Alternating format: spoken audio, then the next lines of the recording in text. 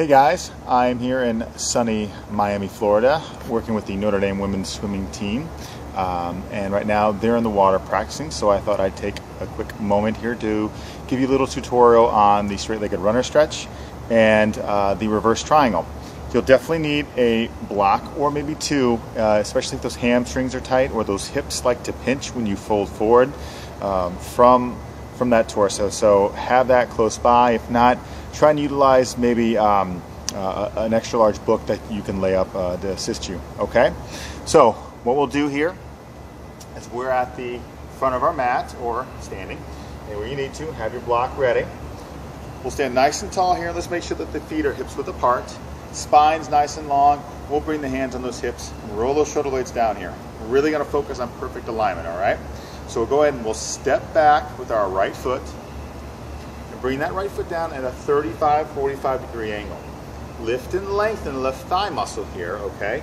Feel it activate, don't let it be all squishy. It's nice and lifting so it's strong, but we're not hyperextending that left knee, okay? Hips are gonna be squaring up to face the front. So make sure that these bony protrusions, those as-is bones, shine forward, okay?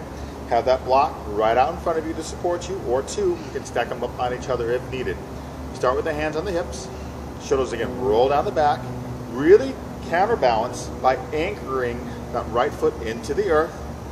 Lengthen up through that spine. And when you're ready, let those hands help you manipulate those hips as you hinge forward. Make sure you're not rounding forward, but that chest reaches forward as you hinge. Now, for some of us, this could be it, just staying nice and tall with those hands on the hips, reaching the heart forward, and that's fine if this is it for you.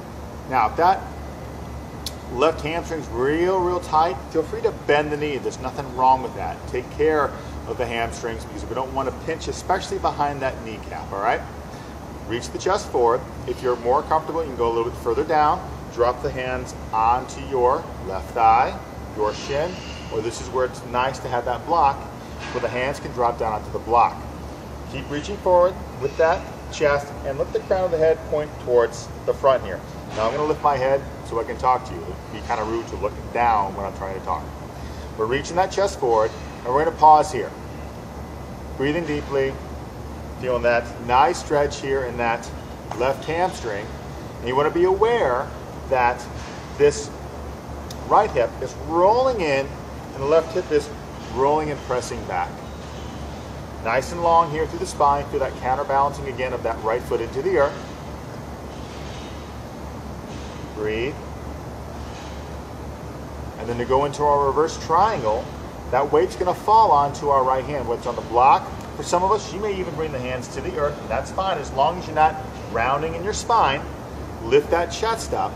Let's first slide that left hand on the left hip flexor. Make sure that the pelvis is square and we're not twisting at the pelvis, so that will throw off our SI joints. We want that pelvis to be square, chest lifts. We'll inhale, exhale, twist from the torso to the left. Now you can keep that left hand on your hip. You can take the left hand on your lower back.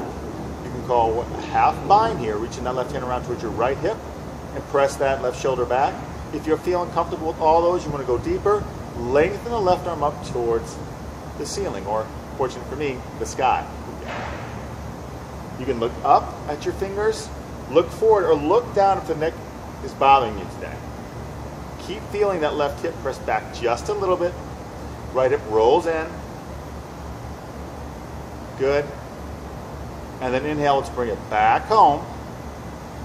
If needed, bend that left knee to support the body and the hamstring if it's feeling tight. If you can keep the lengthen of that thigh muscle, do it. Less work, bring hands on your hips.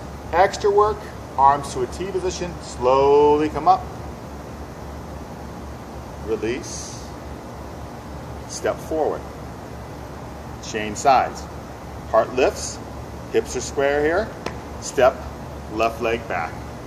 Maybe about 2 feet, maybe a little bit further back, especially if those hamstrings can go there. Lift and lengthen. Right thigh muscle. That left foot's down at a 35-45 degree angle. Again, let's square up those hips. Lift the chest up. We're super long. Hands can start on those hips. Inhale. Exhale. Let's begin to come forward. Now pause. Check in. How's that hamstring on that right side? Is it really pulling tight? Are you beginning to shake in that leg? If you are, back off or bend the knee some. That will take a lot of the pressure off that hamstring. Keep the chest reaching forward. If you can take the hands to your right thigh, right shin, the block, or the earth, do that, okay? And remember, tuck the chin, look more towards the earth. I'm only lifting my head so I can talk to you. Stay nice and long here. Keep breathing. Counterbalance with that left foot. Good. And then we're going to get into that reverse triangle here, okay? So really drop that weight onto that left hand. Keep pressing that left foot into the earth. Slide the right hand on your hip. Make sure the pelvis is square. Roll the right shoulder blade down the back. Lift your heart up, and then exhale, begin to twist from the torso to the right. Stay there with that right hand on the hip, lower back, half bind it, or lengthen that arm up towards the sky.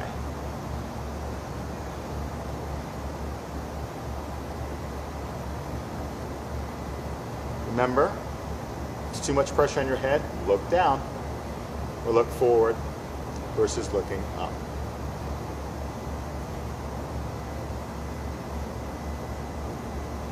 Last breath here.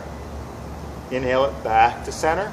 If needed, bend that right knee, hands on hips, or for extra work, arms to a T position. Lift that core all the way up. Bend the right knee, step the left foot forward.